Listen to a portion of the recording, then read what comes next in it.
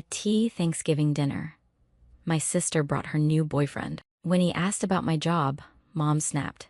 Some things are better left unsaid. My sister laughed. She hands out candy and stickers to sick kids. I set down my glass. That's funny, he saw me every morning last month. Just never without a mask. My name is Mary Shockley. I'm 33 years old. At Thanksgiving dinner, my sister brought her new boyfriend. When he asked about my job, my mom cut in fast. Some things are better left unsaid. My sister laughed. She hands out candy and stickers to sick kids. I set down my glass. That's funny. He saw me every morning last month. Just never without a mask. The table went quiet. My sister's smile froze. My mother's face went white. And her boyfriend? His hands started shaking. They didn't know where I really work. They didn't know what I really do. And they definitely didn't know who I was the last time he saw me. What happened next changed everything. I arrived at my mother's house at 2:30 that afternoon. The Victorians sat behind gates in one of those Westchester County neighborhoods where every driveway had German cars and every lawn had professional landscaping. I punched in the code 1 to 8 minus 2, 2 to 9, same as always, and drove through. My Toyota Camry looked small next to the Mercedes, and BMWs already parked along the circular drive. I counted 7 cars. I was late, as usual. Not late by normal standards. Dinner wasn't until 4. But late by my mother's standards, which meant I wasn't there 2 hours early to help set up. I parked at the far end of the driveway, made myself small. Old habit. The house was already full when I walked in. I could hear voices from the living room, that particular pitch of polite conversation that happens when people are performing for each other. I slipped through the foyer, carrying the pie I'd bought from the grocery store on the way over.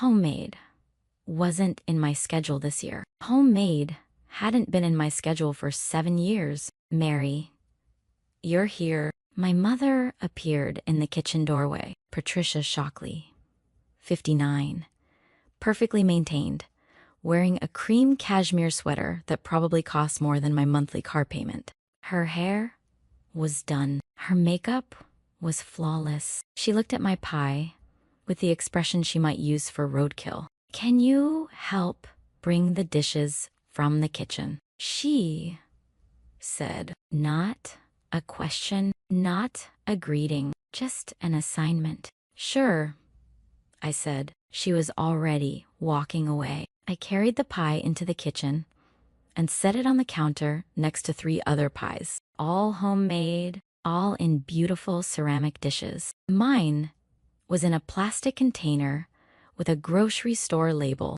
I left it there and started carrying serving dishes to the dining room. That's when I saw the portrait. It was new, or new since the last time I'd been here, which had been Easter. 6 months ago. The frame was silver, Tiffany's, probably, and it sat on the mantel above the fireplace in the living room, where everyone could see it. The photo was from last year, a Christmas portrait. My mother and my sister, Amanda, both in red dresses, both smiling, professionally lit, professionally composed. It must have cost $500 easy. I wasn't in it. I stopped in the doorway holding a bowl of mashed potatoes and looked at that portrait. I tried to remember when they'd taken it. December clearly, but which day? Had they told me about it? Had they invited me and I'd been working? Or had they just not told me at all? Mary, honey. I turned. My Aunt Helen was walking toward me, 70 years old. My mother's older sister, the only person in this family who'd ever bothered to ask me real questions. She hugged me carefully, mindful of the potatoes. "It's good to see you," she said. And the way she said it, quiet, gentle, a little sad, made me think she'd seen the portrait too. She knew I wasn't in it. She knew what that meant. "You too," I said. She squeezed my arm and moved past me into the dining room. I looked back at the mantel. There were other photos there too. Amanda's law school graduation. Amanda and my mother at the country club. A family photo from 3 Christmases ago. I was in that one, but barely visible. Standing at the edge of the frame, like I was trying to leave. 7 years. 7 Christmases. And the only photos of me were the ones where I was half cropped out. I carried the potatoes to the dining room. The table was set for 14. Lenox china, my mother's wedding china from 1988. Crystal glasses, a floral centerpiece that probably cost $800. The table was beautiful. It always was. My mother had excellent taste. She just didn't have room for me in it. I looked for my place card. There it was, far end of the table, near the kitchen door, squeezed between Aunt Helen and Cousin Greg, who was 28 and barely spoke to anyone. From that seat, I'd have a clear view of the head of the table where my mother would sit, but I'd be far enough away that I could be forgotten. Perfect. I went back to the kitchen to get more dishes. That's when Amanda came downstairs. I heard her before I saw her. That laugh, the one she used when she wanted everyone to know she was happy. High-pitched, performative. The laugh that said, "Look at me. Look at how good everything is, Mom." She called from the top of the stairs. "He's almost here." Tyler texted 5 minutes away. The energy in the house changed instantly. My mother rushed out of the kitchen, smoothing her sweater, checking her hair in the hallway mirror. Guests started gathering in the living room. Everyone wanted to see Amanda's new boyfriend, the one she'd been talking about for months. The successful one, the charming one, the one who was finally worthy of her. I stayed in the kitchen. 5 minutes later, I heard the car pull up. A BMW X5, black. I could see it through the window. The engine cut off. The door opened. Tyler Hutchinson stepped out, and my stomach dropped. He was tall, 6'2" maybe. Expensive suit, navy, tailored. Tom Ford, if I had to guess. His watch caught the light. Rolex Submariner, $12,000 retail. I knew because I'd seen it before. Recently, I set down the serving spoon I was holding. My hands weren't shaking. That's one thing. Trauma surgery teaches you how to keep your hands steady, even when your heart is pounding, even when everything inside you is screaming. I walked to the edge of the kitchen and watched through the doorway as he came inside. Amanda rushed to him, kissed him, held his hand, introduced him to everyone. My mother was beaming, absolutely radiant, as she shook his hand and told him how wonderful it was to finally meet him. And Karen and Uncle Bob stepped forward. Then Cousin Greg. Then my mother's friends. 3 women from her book club who'd been invited to make the guest count look more impressive. Tyler smiled, shook hands, said all the right things. He had that polish that comes from years of working rooms. Confident, charming, the kind of man who makes people feel like they're the most important person in the conversation. "This is Tyler Hutchinson," my mother was saying loud enough for the room to hear. "He's a commercial real estate developer. His company manages over $85 million in properties." Tyler laughed, modest. "My team does great work. I'm lucky to work with them." The room loved him. Amanda brought him into the kitchen. Her face was glowing. Tyler, this is my sister, Mary. She works at a hospital. Tyler extended his hand. Firm grip, warm smile. Eye contact for exactly 2 seconds. Nice to meet you, Mary. I shook his hand. He didn't recognize me. Of course, he didn't. The last time he'd seen me, I'd been wearing a surgical cap, a mask, a gown, covered in his wife's blood. I'd been exhausted, running on 30 hours with no sleep, standing in a waiting room at 2:43 in the morning, telling him his wife and son were going to survive. He'd been crying, holding his 18-month-old daughter, saying, "Thank you, doctor. Thank you so much." Now, he was standing in my mother's kitchen, holding my sister's hand, wearing the same cologne I'd smelled through my mask 6 weeks ago. Tom Ford Outwood. Strong, distinctive. The scent memory hit me like a fist. I let go of his hand. Nice to meet you, I said. I didn't smile. Amanda didn't notice. She was already pulling him toward the living room, showing him off. I heard my mother telling him about the house, about the neighborhood, about how long they'd lived here. Her voice was animated in a way it never was.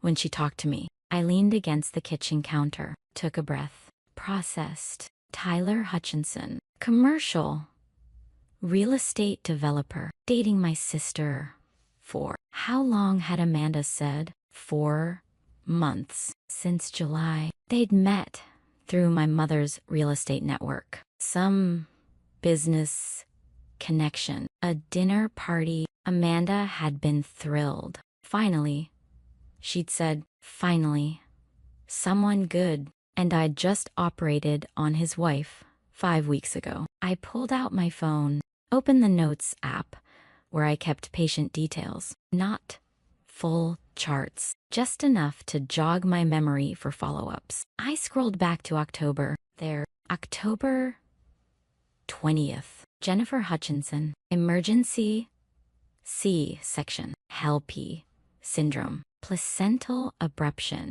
hemorrhage, baby boy, 5 pounds, 3 ounces, NICU, level 2, mother, stable, after transfusion. Husband, present, Tyler Hutchinson, listed as emergency contact, insurance, under his name, family plan, address, 863, Meadowbrook Lane, Scarsdale. I looked up. Amanda was laughing in the living room. Tyler had his arm around her. My mother was introducing him to more people, and I knew something. None of them knew. I slipped my phone back into my pocket. My mother was calling everyone to the table. The seating arrangement was exactly what I'd expected. My mother at the head of the table, Amanda to her right, glowing, practically vibrating with happiness. Tyler next to Amanda, the seat of honor. Aunt Karen and Uncle Bob on the left side. Then, my mother's book club friends, Carol Henderson, Susan Mitchell, Linda Chen. Then the younger cousins, and finally, at the far end, near the kitchen door, squeezed between Aunt Helen and Cousin Greg. Me. From my seat, I had a perfect view of Tyler's left hand. No wedding ring, but the tan line was there, clear as day. 4th finger, left hand. The skin was paler, where a ring had been. Recently removed. Maybe this morning? Maybe in the car on the way here. I watched him. He was performing beautifully, answering questions about his business, telling a charming story about a deal he'd closed last week. Something about Chicago, a business trip, negotiations, victory. Jennifer had thought he was in Chicago last week too. I knew because I'd seen her for a post-op follow-up. She'd mentioned it. Tyler's traveling a lot lately. Big project in Chicago, but he always makes time to FaceTime with the kids before bed. The kids, Lily, 18 months old, and Noah, 5 weeks old today, home from the NICU for just over 2 weeks. I picked up my fork, started eating turkey, mashed potatoes, green beans. Everything tasted like nothing. The conversation at the table flowed around me. Tyler was the center of it. Amanda kept touching his arm, his shoulder, his hand. My mother kept steering the conversation back to him. What was his company working on? Where did he see the market going? Had he always wanted to work in real estate? He answered everything perfectly, confident, but not arrogant, successful, but humble, funny, but not trying too hard. I watched my mother watch him. She was delighted. This was exactly what she'd wanted for Amanda. Someone impressive. Someone she could brag about at the country club. Someone who made the Shockley family look good. I thought about the last 7 years. The pattern had started in medical school. I'd graduated in 2015 from NYU School of Medicine. White coat ceremony. After my name, I'd borrowed $280,000 to get there, but I'd made it. My father had died in 2011, a heart attack, sudden, devastating, and I'd gone to medical school because of him, because I'd watched him die and couldn't do anything about it, because I wanted to save people like him. My mother didn't come to my graduation. She had a conflict. Amanda had a work event, a happy hour at her law firm, networking, important for her career. My mother went to that. Instead, I walked across that stage alone. My roommate's family took a photo with me. They were kind about it. That was the first time. It wasn't the last. Residency came next. 5 years, 80 to 100 hours a week. I chose OBGYN because I loved it. The complexity, the intensity, the fact that I was often dealing with 2 patients at once, mother and baby, life and death in real time. My mother told people I was working in healthcare, not a doctor, not a surgeon, just working in healthcare. Like I was a receptionist, like I answered phones. I didn't correct her at first. I thought maybe she just didn't understand. Medicine is complicated. Specialties are confusing. Maybe she'd figure it out. But then I found the email. December 2018. I was in my 3rd year of residency. My mother had forwarded me something accidentally, I think, an email chain with Carol Henderson, her friend from the country club. Carol had asked about me. How's Mary doing? Is she still in medical school? My mother's response? Mary's a nurse at a hospital now. She works with babies. It's sweet work. You know, very nurturing. I wasn't a nurse. I was a resident physician. I was delivering babies, performing surgeries, managing life-threatening complications. I was 3 years into a 4-year program that would make me a board-certified OBGYN, and my mother had called me a nurse. I called her,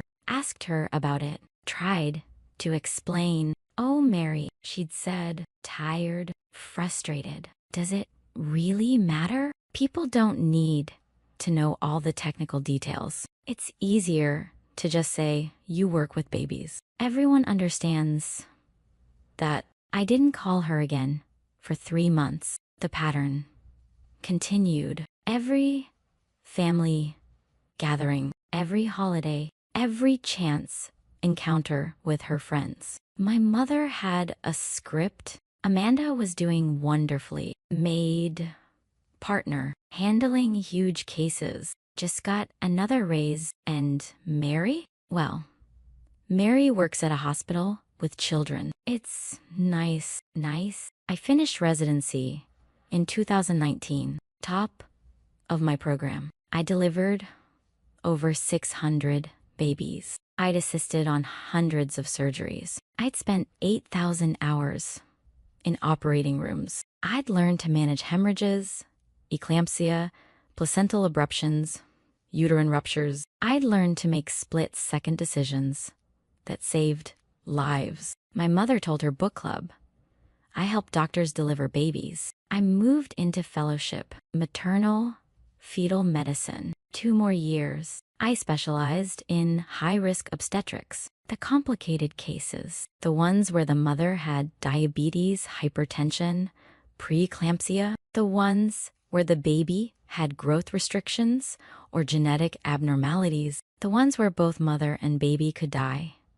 If someone didn't know exactly what they were doing, I published 8 papers. I presented at 3 national conferences. I was invited to teach at Columbia. My mother didn't mention any of it. In 2021, I became an attending physician at Maria Ferreira Children's Hospital, part of Westchester Medical Center, one of the top maternal fetal programs in the state. Level 3, maternal care. Level 4, NICU.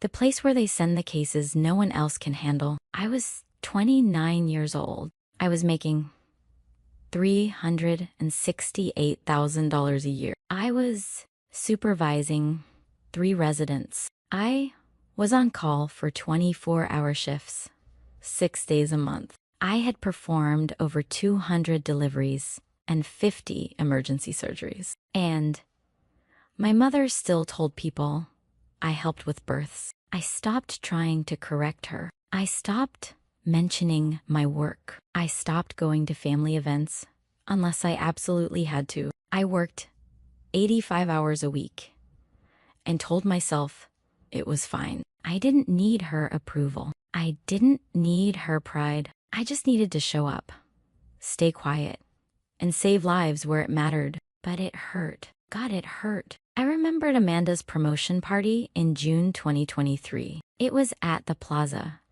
in Manhattan. Black tie.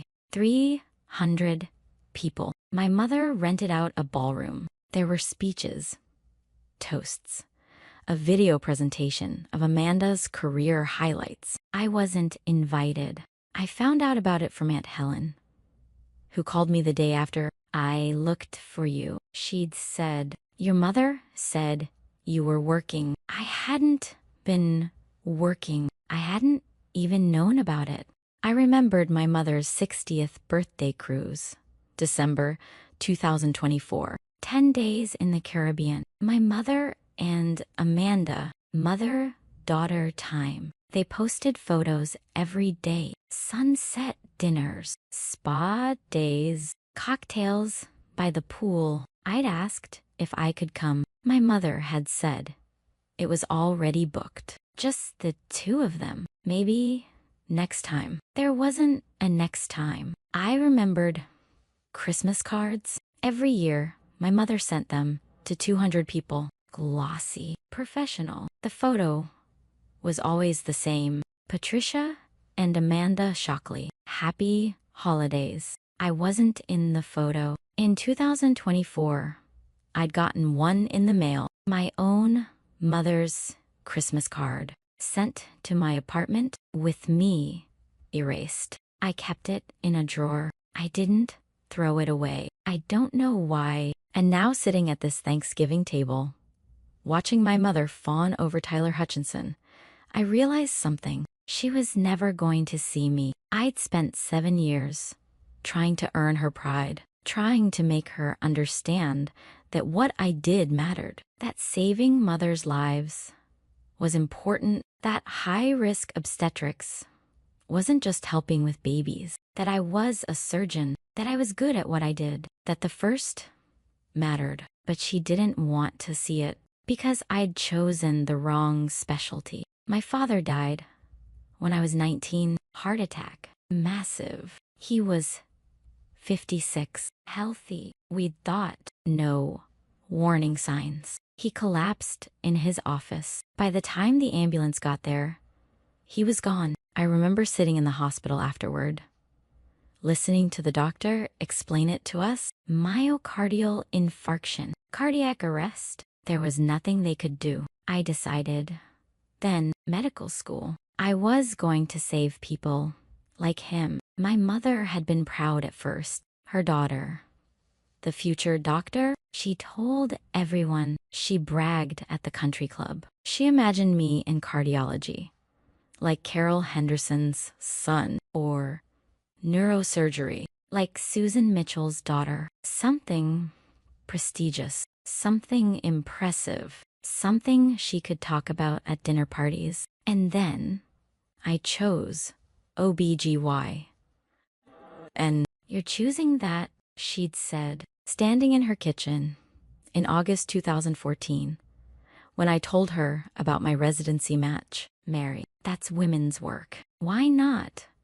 Cardiology, neurosurgery, something prestigious. Saving mothers and babies is prestigious, I'd said. She'd looked at me like I'd disappointed her. Your father would have wanted you to be a real surgeon. Heart, brain, that's where the respect is, not this. That was the moment I realized I'd never be enough because I chose to save women, and to her, that didn't count. Her friends' children were doing important work. Carol Henderson's son, James, was chief of cardiology at NYU, featured in the New York Times last year for a breakthrough in valve replacement. Susan Mitchell's daughter, Rachel, was a neurosurgeon, published in JAMA, gave a TEDx talk about brain mapping, and me, I delivered babies. Anyone could do that, right? Except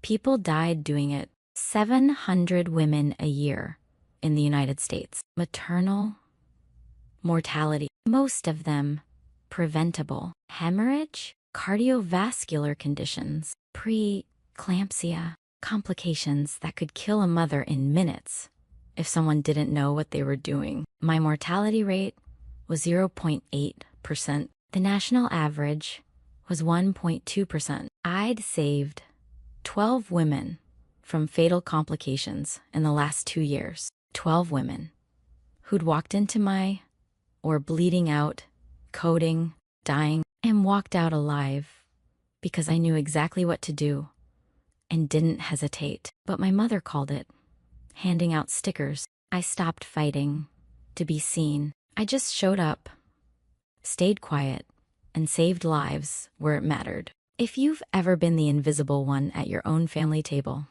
drop a comment invisible, and I'll know I'm not alone. But that night, everything changed. The conversation at the dinner table had moved on to real estate. Tyler was holding court, talking about market trends, interest rates, the perfect time to invest. My mother's friends were hanging on every word. Amanda was glowing. I was cutting my turkey into small, precise pieces. Surgeon's hands, muscle memory. Tyler turned to me, smiled. That performative interest. So, Mary, he said, Amanda mentioned you work at a hospital. What exactly do you do there? The table quieted slightly. People turned to look at me. This was the part where I was supposed to be embarrassed.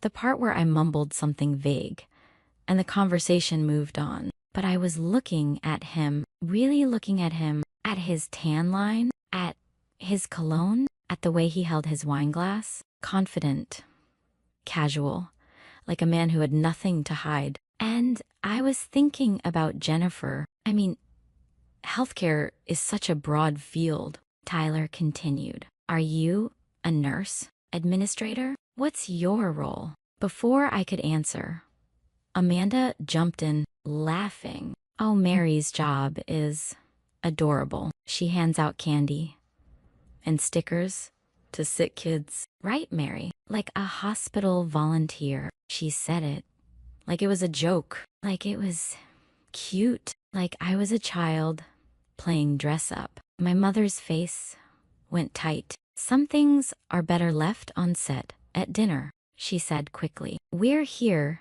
to celebrate family, not discuss work. Tyler, Tell us more about your Chicago trip. She was trying to shut it down, trying to protect herself, trying to keep me quiet.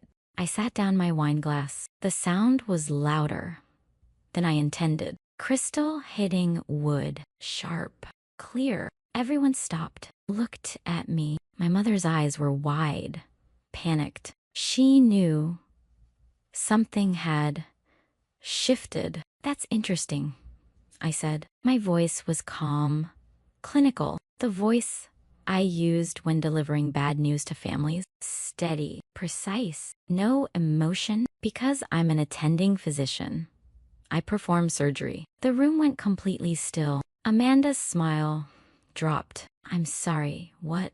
My mother's face went white. Mary, we know you're a doctor. I'm an attending physician in obstetrics and gynecology at Maria Ferrieri Children's Hospital, I said, cutting her off. Still calm, still precise. I specialize in high-risk maternal fetal surgery, primarily emergency C-sections. I've been in practice for 4 years.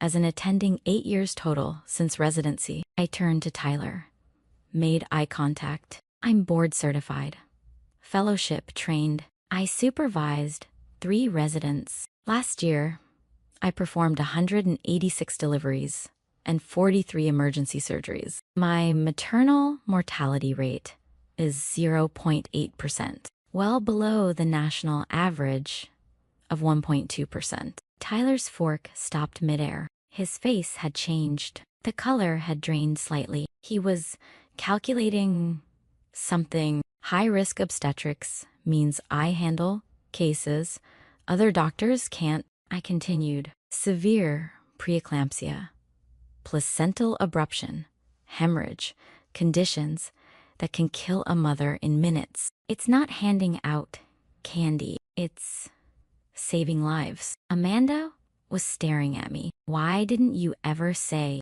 every emergency C-section I perform is because if I don't, someone dies, I said, cutting her off. Usually 2 people, mother and baby. The margins are razor thin. The decisions are made in seconds. And yes, sometimes I hand out stickers. After I've spent 6 hours in an OR covered in blood, keeping someone's wife alive, I looked at Tyler when I said that last part. Someone's wife? His hand trembled slightly, just slightly.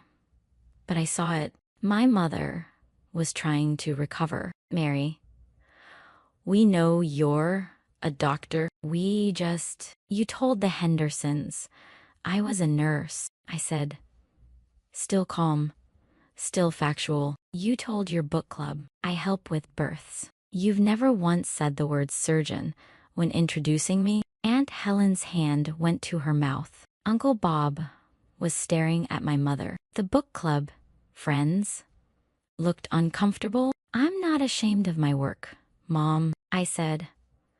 But you are, and I'm done pretending. That's okay. Tyler was about to say something, some smoothing over comment, some attempt to de-escalate, but I wasn't done. The work is demanding, I said, looking directly at him. I'm on call 6 days a month, 24-hour shifts. Last month was particularly brutal. October. I paused, let that word hang in the air. I had a case that stuck with me. Sometimes you get a case that stays with you. The ones where everything goes wrong at once, where you're racing against time. I tilted my head slightly, where the husband is in the waiting room, terrified, holding his toddler, praying you can save them both. Tyler's fork dropped. It hit his plate with a loud clink. All eyes turned to him. His face was white, completely white. His hand holding the wine glass started shaking. Tyler, Amanda said, are you okay? He didn't answer. I kept going. October 20th, I said, clinical, precise, like I was giving a medical report. A Monday, I was home, asleep, got the call at 12:15 a.m. patient in the ER. 35 weeks pregnant. Severe preeclampsia escalating fast. Blood pressure through the roof. I was out the door by 12:18. Arrived at the hospital at 12:52. Tyler stood up, suddenly. His chair scraped against the floor. "Excuse me. Bathroom?" He rushed out of the room. The table erupted. Multiple people talking at once. "Amanda, what the hell was that?" "My mother." "Mary? What are you doing?" "Aunt Helen." "Oh my God." I sat there, calm, eating a bite of mashed potatoes, waiting. Amanda stood up, ran after Tyler. I could hear her in the hallway. "Tyler? Tyler, what's wrong?" I took another bite, chewed slowly, looked at my mother. She was staring at me with an expression I'd never seen before. Fear, maybe, or the beginning of understanding. I sat down my fork. "When you get that call at midnight," I said to the table, to the guests still sitting there in shock, "you know it's bad. They don't wake you up for routine deliveries. They wake you up when someone's dying." Amanda came back into the dining room without Tyler. Her face was flushed, confused, angry. "He's on the phone. He won't talk to me." "Mary, what the fuck are you doing?" "I'm eating Thanksgiving dinner," I said. Are you saying Tyler is married?" "You're lying. You're jealous. You've always been jealous." I didn't respond, just picked up my water glass, took a sip, set it down with deliberate care. "I don't need to lie," I said. "His phone is about to do it for me." An awkward silence settled over the table. 2 minutes. 3. Tyler was still on the phone in the hallway. I could hear his voice, muffled, tense. My mother was hissing at me under her breath. "Stop embarrassing this family." Amanda was pacing near the doorway. The guests were frozen, unsure whether to stay or leave. I checked my watch. 4:54 p.m.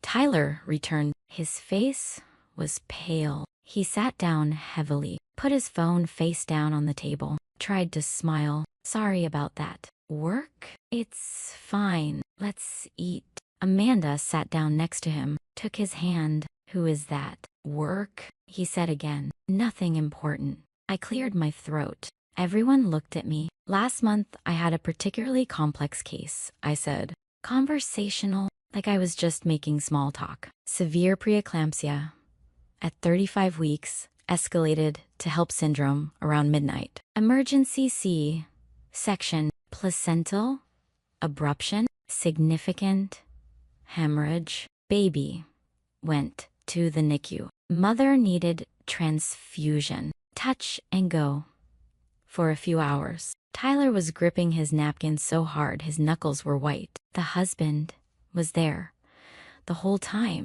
I continued. "I remember, because he was so grateful, kept thanking me, said I saved his family." I told him, "That's my job. I'm just glad they're both okay." My eyes locked on Tyler. "The hardest part isn't the surgery. It's the waiting room, the family." This case, the husband had been there since midnight, waiting. His mother-in-law was there, and he had his toddler daughter with him, maybe 18 months old. She was asleep on his lap. Tyler's hand was shaking so badly now that he had to set down his wine glass.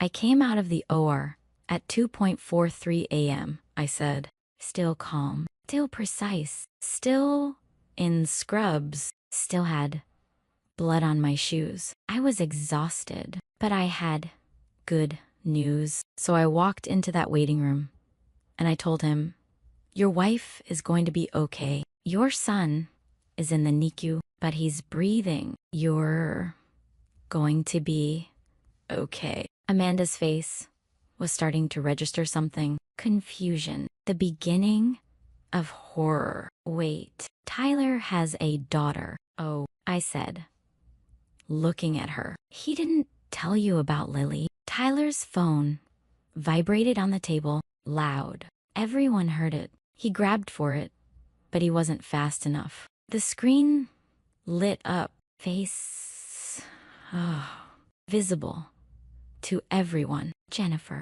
wife, with a photo, a blonde woman, tired, but smiling, holding a newborn baby in a blue hospital blanket. Amanda screamed. Actually, screamed. What the fuck?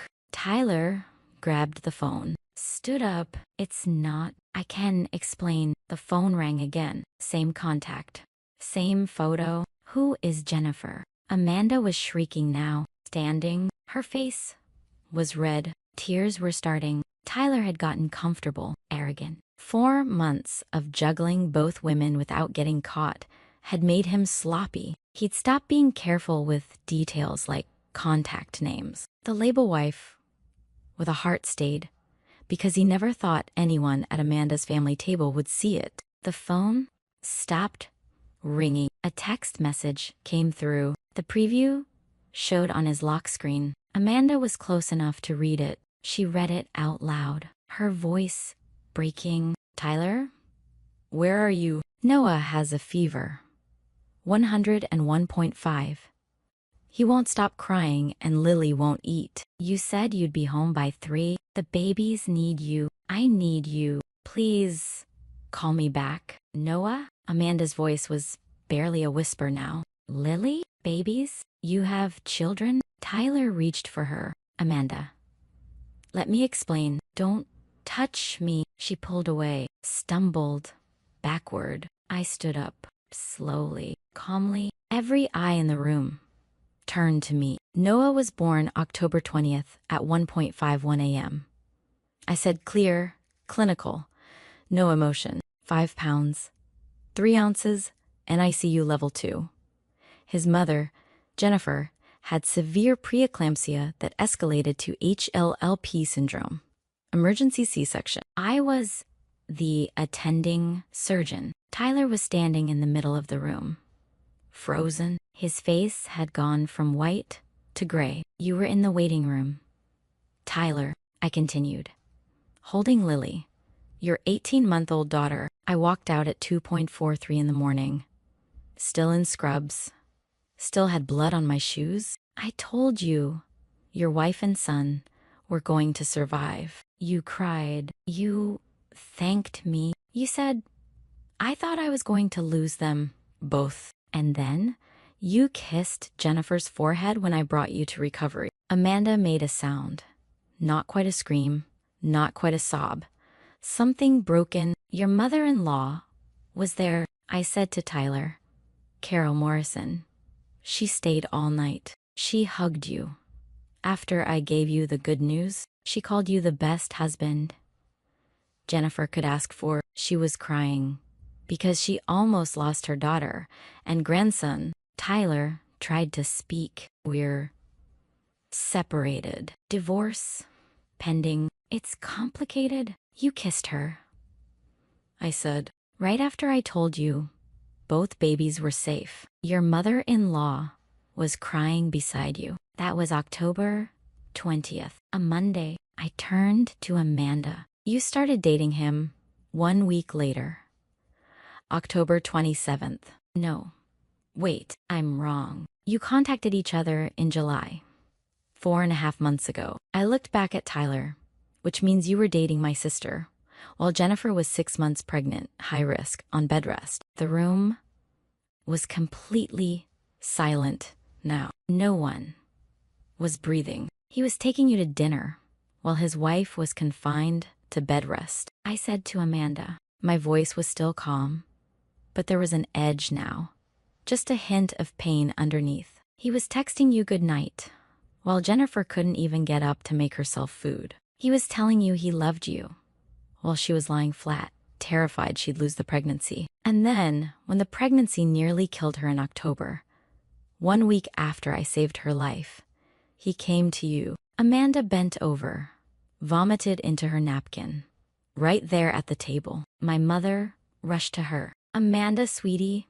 But Amanda pushed her away, vomited again. Her whole body was shaking. Tyler grabbed his coat from the back of his chair. I have to go. Where are you going? Amanda shrieked. Where the fuck are you going? He didn't answer, just walked out of the dining room, into the foyer, out the front door. It slammed behind him. The sound echoed through the house. Amanda collapsed into her chair, sobbing, hyperventilating. My mother was trying to comfort her, but Amanda kept pushing her away. Get away from me. Get away. I sat down, picked up my fork, cut another piece of turkey. Carol Henderson, my mother's friend, stood up. I'm leaving. I can't be part of this. She grabbed her purse and walked out. Susan Mitchell followed.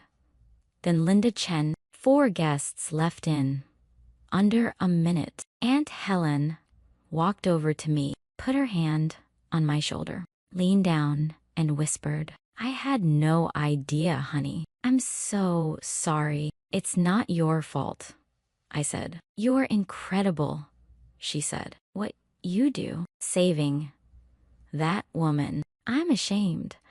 I didn't ask more questions. Uncle Bob stood up, walked over to my mother. Jesus Christ, Pat, your daughter is a surgeon, and you never told us. My mother didn't answer. She was staring at Amanda, who was still crying, still hyperventilating. More guests stood, awkward, uncomfortable. They mumbled excuses and left. Within 10 minutes, only 6 people remained. Me, my mother, Amanda, Aunt Helen, Uncle Bob, Cousin Greg. The turkey sat in the middle of the table, cold, untouched. Amanda finally looked at me. Her face was destroyed, mascara running, nose red, eyes swollen. Why didn't you say something? When you met him?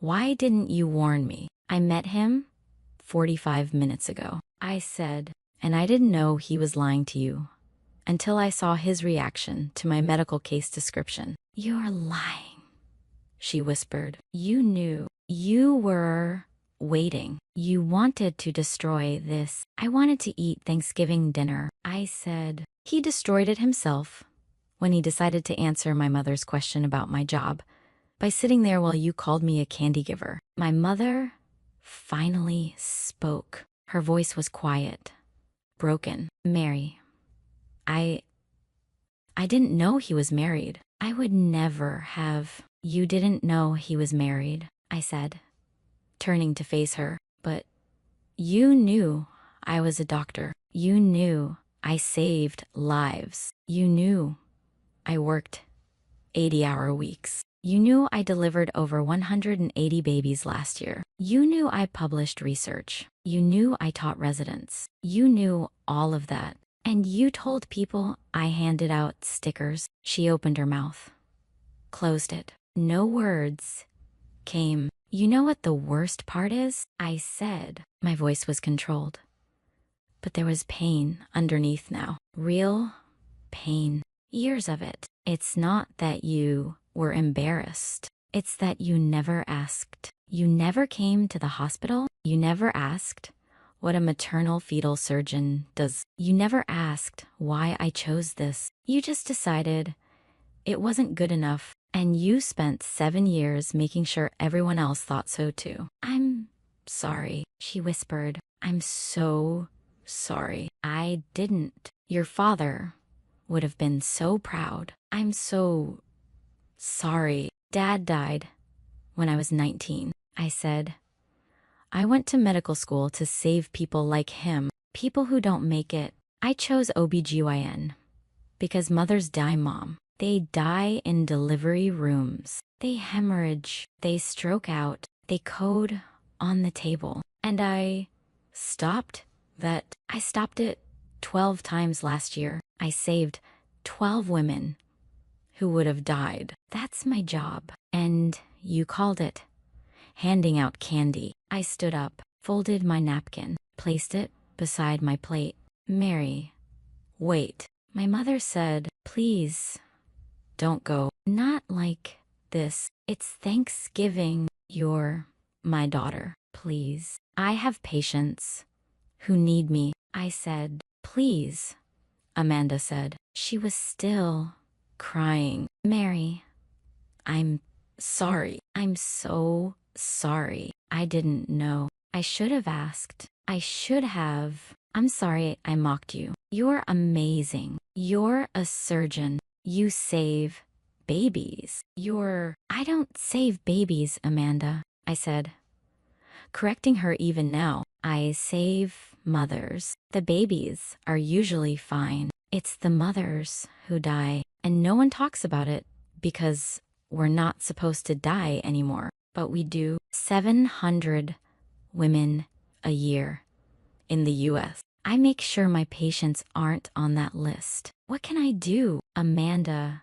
asked. How can I fix this? You can't, I said. I walked to the door. My mother called after me. Mary, please, please, don't go. I stopped, hand on the doorknob. Didn't turn around. I've spent 7 years saving women like Jennifer. I said, women who trusted me with their lives. Women who thanked me. Women who sent me cards when their babies turned 1. That's where I get my validation. Not from you. Not anymore. Please, she whispered. I'm done fighting to be seen by people who refused to look. I said, I'm done making myself small so you feel big. I'm done. It's Thanksgiving. She said, you're my daughter. I have patients who need me. I said again. I opened the door,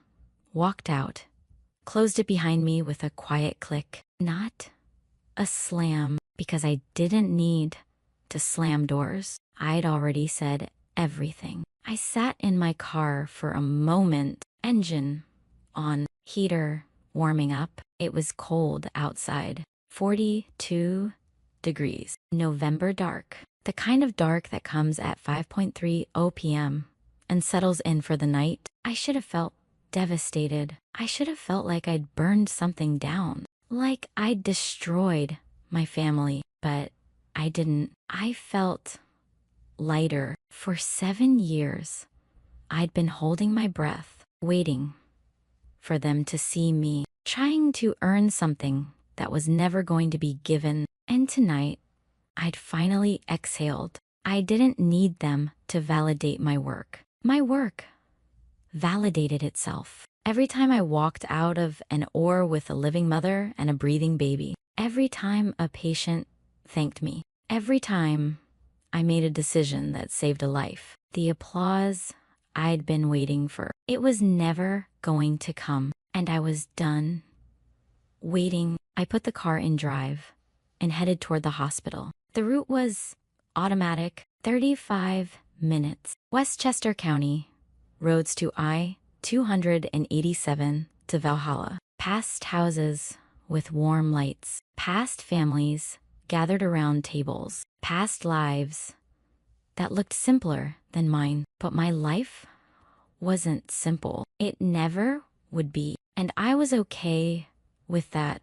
I pulled into the hospital parking lot at 6:15 p.m. The maternity wing lights were on. Someone was in labor right now. Someone was being saved right now. This building, this work, this was home. I badged in through the staff entrance. The familiar sounds hit me immediately. Monitors beeping, nurses talking in low voices, a baby crying somewhere in the distance, the hum of the NICU, the smell of hospital, that mix of disinfectant and hope and desperation. Deborah Williams, the night shift charge nurse, looked up from her station. Dr. Shockley, I thought you were off tonight. I was, I said, but I wanted to check on Mrs. Patterson. She smiled. You know what's funny? I can walk into any delivery room in this hospital, and people are happy to see me. They trust me. They thank me. I matter here. You do matter here, Deborah said. You know that, right? Yeah, I said. I do. I walked to the maternity floor, knocked on room 312. Mrs. Patterson looked up from her bed. She was 32, pregnant with twins at 34 weeks. I'd stopped her preterm labor earlier this week with medication. She was stable now, waiting, hoping to make it to 37 weeks. Dr. Shockley, she said, on Thanksgiving? Just wanted to check in, I said. How are you feeling? We talked for a few minutes. I examined her briefly. Blood pressure, good. Twins, moving, well. Everything stable. You saved my twins this week, she said. I don't know how to thank you. You don't need to thank me, I said. Just keep those babies cooking for a few more weeks, okay? You're doing all the hard work. I'm just the backup. Her husband was asleep in the chair beside her bed. She smiled at him, then at me. My sister is pregnant too. High risk. Can I give her your name? Of course, I said. That's what I'm here for. I left her room and walked to the NICU, scrubbed in the soft lights, the incubators, the tiny babies fighting to grow. I walked to one specific incubator. Baby girl Torres, 32 weeks, 3 pounds 8 ounces, born last week via emergency C-section, placental abruption. I'd saved both mother and baby. Hey there,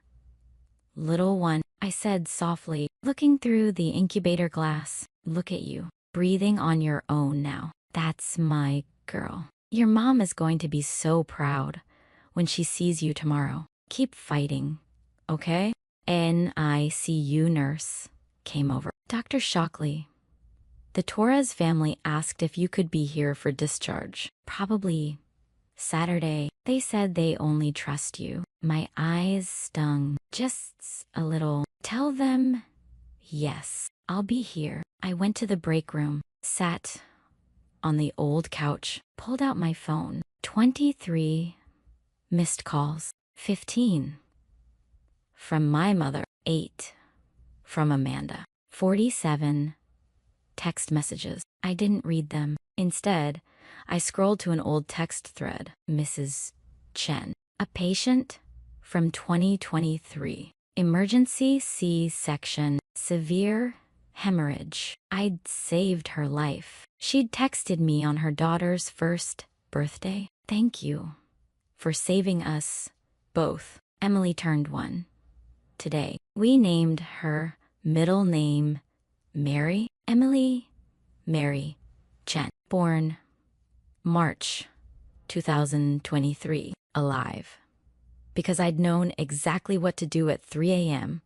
when her mother started bleeding out. This was why I became a doctor. Not for my mother's approval, not for my sister's respect, for Emily Mary Chen, for Noah Hutchinson, for baby girl Torres, for the 186 families I'd helped bring into the world last year. They saw me. They always had. The door opened. Deborah poked her head in. There's someone here to see you. Says it's urgent. I stood up, walked to the maternity floor, waiting area, and froze. Jennifer Hutchinson was standing there, blonde, exhausted, dark circles under her eyes, holding Noah in his carrier, holding Lily's hand. The 18-month-old was clinging to her mother's leg,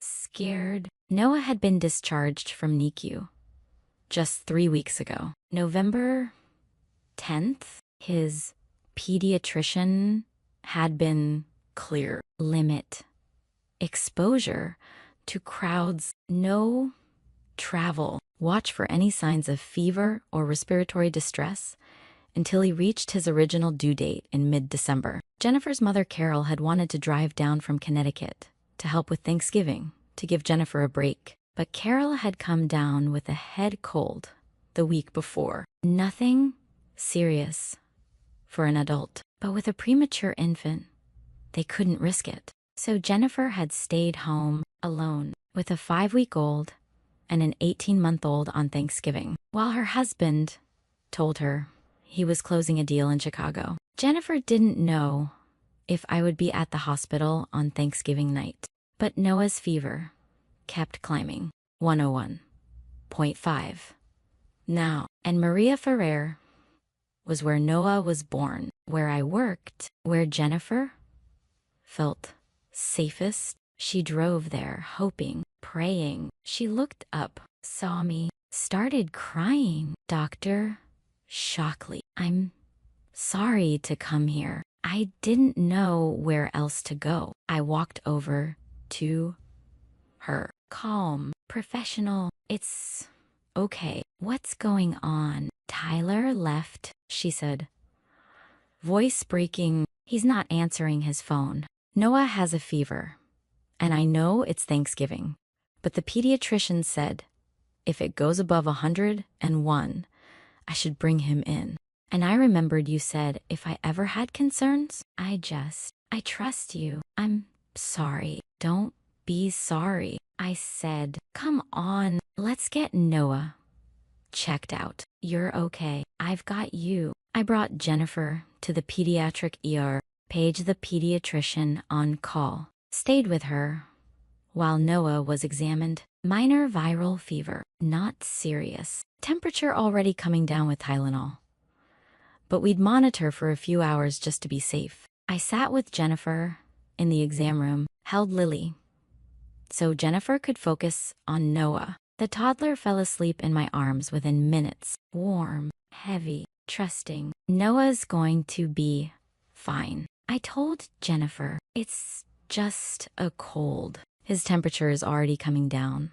But I want to keep you here for a few hours, just to monitor. You can stay in the family room. There's a couch. Lily can sleep there. And you, when was the last time you ate? I don't remember. She said, I ordered food from the hospital cafeteria, brought it to her, sat with her while she ate. We didn't talk about Tyler. Not yet. She was too fragile, too exhausted. But eventually, she asked. Tyler said he had a work trip, and now he's not answering. Did something happen? I had to decide, tell her the truth or stay out of it. I chose truth. Jennifer, I said gently, I need to tell you something, but first, I need you to know Noah is safe. You're safe. You're here. And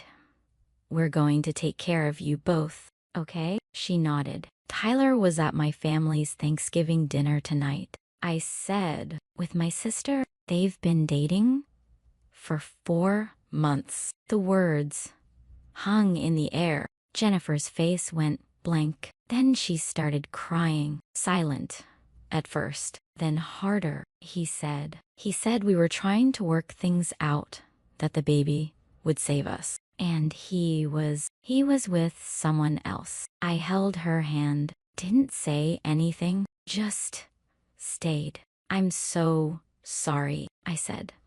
Finally, I know this is the worst possible time, but you deserve to know. He told her he was in Chicago. He told you he was in Chicago. He lied to both of you. Jennifer cried for a long time. I stayed with her, didn't leave. Professional boundaries maintained, but human connection honored. Eventually, she asked, did you know when you were operating? No. I said, I met him as your husband. He loved you, at least in that moment. He did. What do I do now? She whispered. Whatever happens next. With Tyler, that's between you two. I said, but right now, Noah is healthy. Lily is safe. You survived a life-threatening pregnancy. You're here. You're strong. And you have people who will support you. Starting with me, if you'll let me. She looked at me. Why are you being so kind to me? I'm I'm a stranger. And my husband he hurt your sister. You didn't hurt anyone. I said, you're my patient, and I don't abandon my patients. My phone buzzed. Text from Aunt Helen. Your mother is devastated. Amanda is a mess, but I'm proud of you. You did the right thing. Love you, honey. I responded, thank you. I'm okay. At the hospital, where I belong. Another text. Amanda, I'm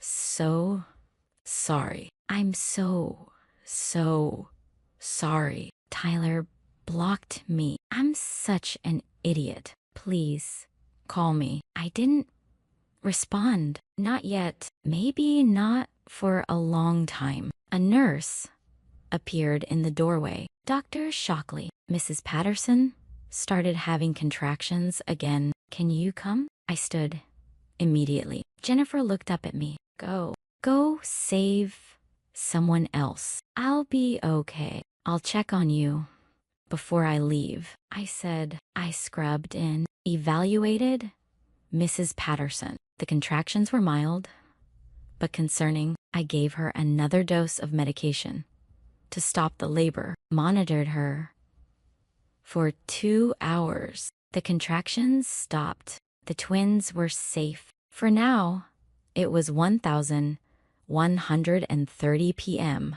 when I finished. I was exhausted, but it was the good kind of exhausted, the kind that comes from doing work that matters. I checked on Jennifer one more time. She was asleep on the family room couch. Noah and his carrier beside her. Lily curled up next to her mom. Both of them safe, protected. I smiled. Then I changed out of my scrubs and headed home, but not before checking my phone one last time. Jennifer had texted me while I was with Mrs. Patterson. Thank you for everything. For saving me in October. For saving me again tonight. Noah's fever is down. We're going to stay here tonight. I feel safe. I don't know what happens next, but I know I'm going to be okay. Because of you, Jennifer. I saved the text. Then I drove home. 25 minutes to my apartment in White Plains. Small, 1-bedroom, simple. But it was mine, and it was quiet, and it was enough. I thought about the day, about the dinner, about Tyler's face. When he realized I knew, about Amanda vomiting, about my mother's broken apology, about walking out, about Jennifer showing up, about helping her even after everything.